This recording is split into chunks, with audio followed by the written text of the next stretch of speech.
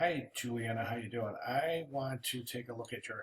Well, first of all, thanks very much for kicking things off. That's always difficult to do.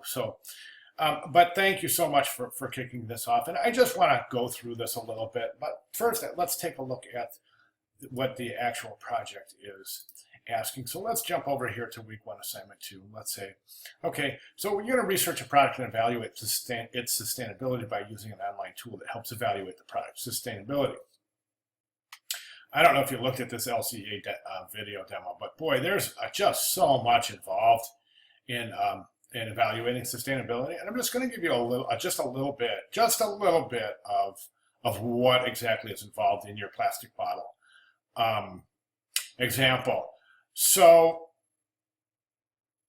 what you've talked about some of the materials, but I would have liked to have seen you tie the materials into how they're sustainable in terms of how they're produced and actually how they're disposed of. And that's all really important. Let me give you an example of what I'm talking about. Okay, let's go to your paper.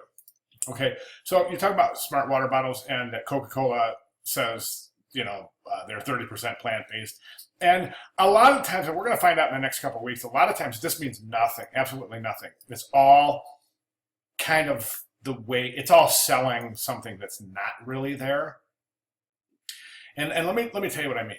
Okay, so Coca-Cola makes it sound like this is all fine and dandy, okay? And then you talk about the cap, and it's 30% plant-based material. And what does that mean? And this is a good little description.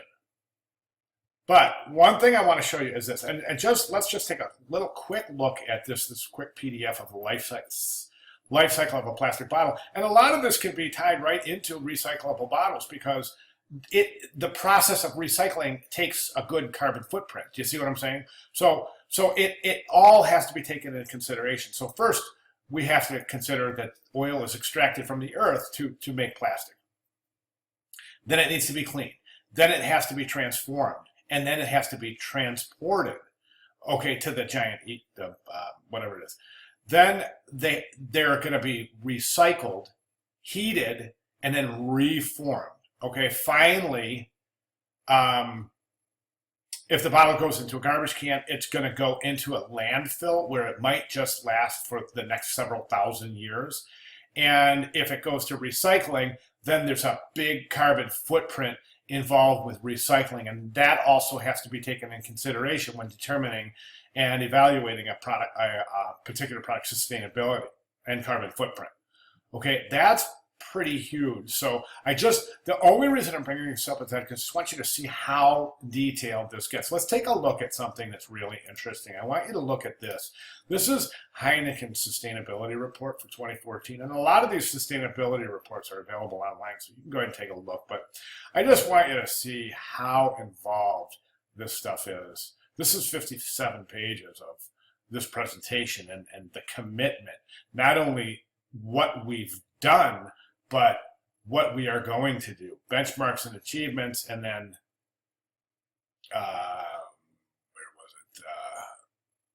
protecting water resources, and then moving into the future to sustain what we have used today. Do you see what I'm saying? So there's 5 or 6 pages on protecting water resources alone. And then you have reducing CO2 emissions, reducing CO2 emissions by agriculture, distribution and packaging and production processes.